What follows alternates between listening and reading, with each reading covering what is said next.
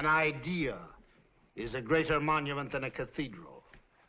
And the advance of man's knowledge is a greater miracle than all the sticks turned to snakes or the parting of the waters.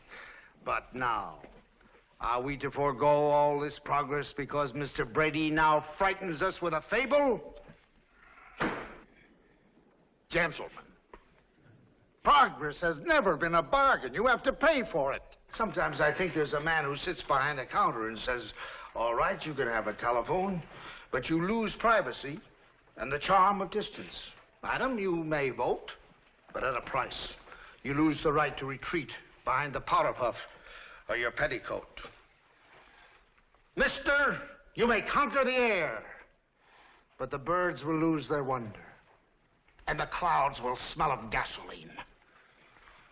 Darwin took us forward to a hilltop, from where we could look back and see the way from which we came. But for this insight and for this knowledge, we must abandon our faith in the pleasant poetry of Genesis. We must not abandon faith.